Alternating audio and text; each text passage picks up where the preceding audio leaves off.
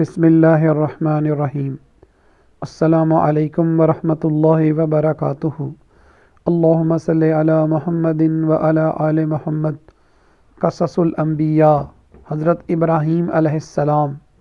حضرت ابراہیم علیہ السلام کا نسب نامہ: ابراہیم الخلیل علیہ السلام بن طارح آزر بن ناہور بن صارح بن راغو بن فالخ بن ایبر بن شالخ بن ارفخشز بن سام بن نوح بن لامک بن متشالخ بن اخنوخ بن یرد بن مہلائیل بن قینان بن یانش بن شیث بن آدم علیہ السلام۔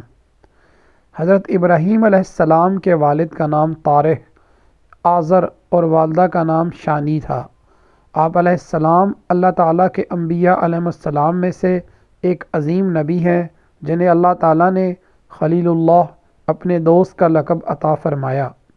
فرمان الہی ہے، ابراہیم علیہ السلام کو اللہ نے اپنا دوست بنا لیا ہے۔ حضرت ابراہیم علیہ السلام کا حلیہ مبارک: رسول اکرم صلی اللہ علیہ وسلم نے فرمایا، اگر تم ابراہیم علیہ السلام کے حلیہ کو دیکھنا چاہتے ہو تو اپنے ساتھی محمد صلی اللہ علیہ وآلہ وسلم کو دیکھ لو۔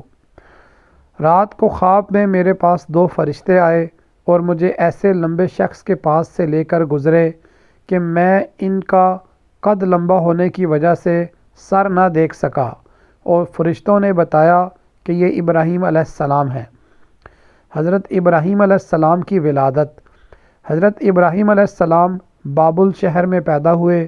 اس وقت بابل اور قرب و جوار کے علاقوں کا بادشاہ نمرود بن کنعان تھا، جو بڑا سرکش، جابر اور متکبر حکمران تھا۔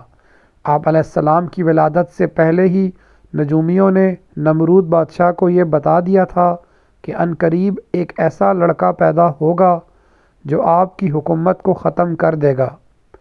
نمرود بادشاہ نے اپنی حکومت کو بچانے کے لیے ہر پیدا ہونے والے بچے کو قتل کرنے کا حکم جاری کر دیا۔ اسی دوران اللہ تعالیٰ نے حضرت ابراہیم علیہ السلام کو پیدا کیا۔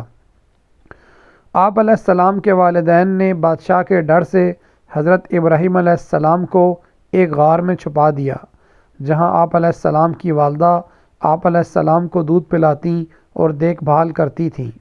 حضرت ابراہیم علیہ السلام کی قوم کے لوگ سائنس اور صنعتوں میں بہت ہوشیار اور ماہر تھے، اور اللہ تعالیٰ کی عبادت کو چھوڑ کر ستاروں کی پوجا کرتے تھے۔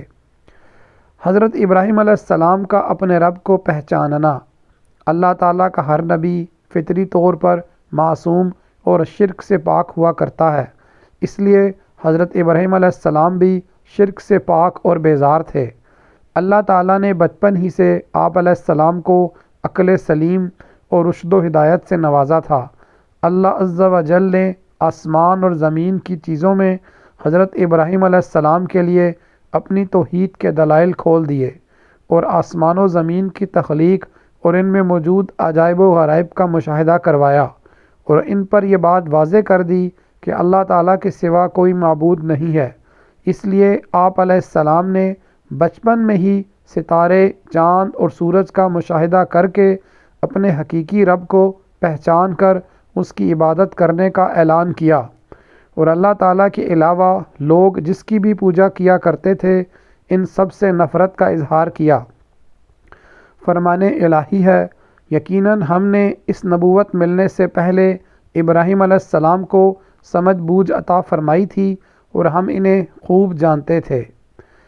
اور اسی طرح ہم نے ابراہیم کو آسمانوں اور زمین کی عظیم سلطنت دکھا دی تاکہ وہ کامل یقین کرنے والوں میں سے ہو جائیں۔ پھر جب رات کی تاریکی ان پر چھا گئی تو انہوں نے ایک ستارہ دیکھا تو کہا کہ یہ میرا رب ہے، مگر جب وہ غروب ہو گیا تو کہا کہ میں غروب ہو جانے والوں کو پسند نہیں کرتا۔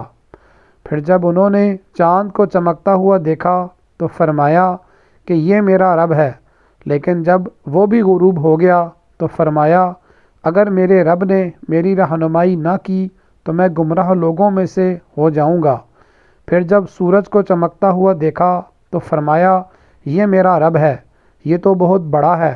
پھر جب وہ بھی غروب ہو گیا تو فرمایا اے میری قوم، میں ان معبودوں سے بری ہوں جنہیں تم اللہ کا شریک بناتے ہو۔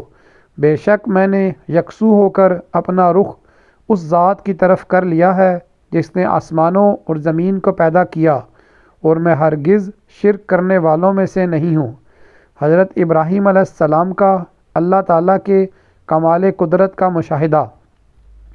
حضرت ابراہیم علیہ السلام کو اس بات پر یقین تھا کہ اللہ تعالیٰ ہی مردوں کو زندہ کرتے ہیں، لیکن علم الیقین، یقینی علم سے عین الیقین، آنکھوں کا مشاہدہ کے ثبوت کے لیے انہوں نے مردوں کے زندہ ہونے کے مشاہدے کے لیے اللہ تعالیٰ سے درخواست کی، جسے قبول فرماتے ہوئے اللہ تعالیٰ نے انہیں مردوں کے زندہ ہونے کا مشاہدہ کروایا۔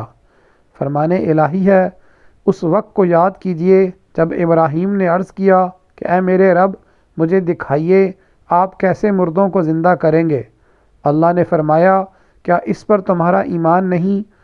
اس ابراہیم نے کہا، کیوں نہیں، لیکن اپنے دل کا اطمینان چاہتا ہوں۔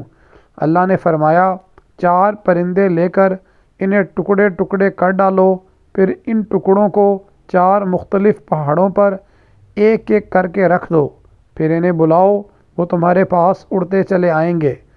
خوب جان لو کہ اللہ زبردست بڑی حکمت والا ہے۔ حدیث رسول اکرم صلی اللہ علیہ وسلم۔ رسول اکرم صلی اللہ علیہ وسلم نے فرمایا، ابراہیم علیہ السلام نے عرض کیا، اے میرے رب، مجھے دکھائیے آپ کیسے مردوں کو زندہ کریں گے۔ اللہ تعالیٰ نے آپ علیہ السلام کو اس کا مشاہدہ پرندوں کو زندہ کر کے کروایا۔ حضرت ابراہیم علیہ السلام کی اپنے والد کو دعوت توحید۔ حضرت ابراہیم علیہ السلام نے اپنے حقیقی رب کی پہچان کرنے کے بعد جب اپنے والد کو اللہ تعالیٰ کو چھوڑ کر بتوں کی پوجا کرتے ہوئے دیکھا تو سب سے پہلے انہیں دعوت توحید دی اور اپنے والد کو بڑے پیار و محبت سے حق بات سمجھانے کی کوشش کی۔ فرمان الہی ہے، اور وہ وقت بھی یاد کیجئے جب ابراہیم نے اپنے باپ آزر سے کہا، کیا تم بتوں کو معبود بناتے ہو؟ بلا شبہ میں تمہیں اور تمہاری قوم کو کھلی گمراہی میں دیکھ رہا ہوں۔ جب ابراہیم علیہ السلام نے اپنے باپ سے کہا، اے ابا جان، آپ ان چیزوں کی عبادت کیوں کرتے ہیں جو نہ سنتی ہیں، نہ دیکھتی ہیں، اور نہ ہی آپ کے کسی کام آ سکتی ہیں؟ اے ابا جان، میرے پاس وہ علم آیا ہے جو آپ کے پاس نہیں آیا، اس لیے آپ میری پیروی کریں، میں سیدھی راہ کی طرف آپ کی رہنمائی کروں گا۔ اے ابا جان، آپ شیطان کی عبادت نہ کیجیے، بے شک شیطان اللہ رحمان کا بڑا ہی نافرمان ہے۔ اے ابا جان، مجھے اس بات کا ڈر ہے کہ کہیں آپ پر عذاب الہی نہ آ جائے کہ آپ شیطان کے ساتھی بن جائیں۔ حضرت ابراہیم علیہ السلام کی واضح نصیحت پر والد کا رویہ۔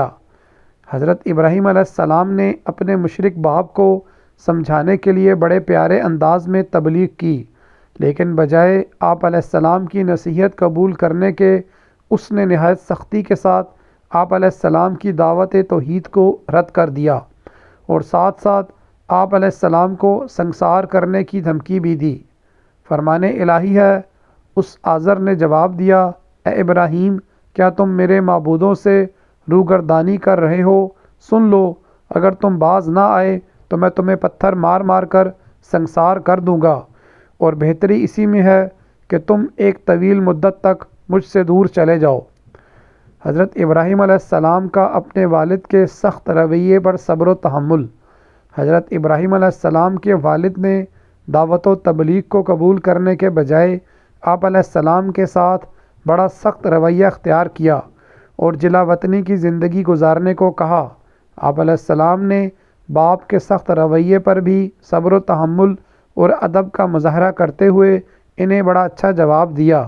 فرمان الہی ہے، ابراہیم علیہ السلام نے کہا، اے ابا جان، آپ پر سلام ہو، میں اپنے رب سے آپ کے لیے بخشش کی دعا مانگتا رہوں گا، بے شک وہ مجھ پر بڑا مہربان ہے۔ میں آپ کو اور ان تمام چیزوں کو چھوڑ رہا ہوں جنہیں آپ اللہ کے سوا پکارتے ہیں، اور میں تو اپنے پروردگار ہی کو پکاروں گا۔ مجھے یقین ہے کہ میں اپنے رب سے دعا مانگ کر محروم نہیں رہوں گا۔ جزاک اللہ خیرہ۔ السلام علیکم ورحمۃ اللہ وبرکاتہ۔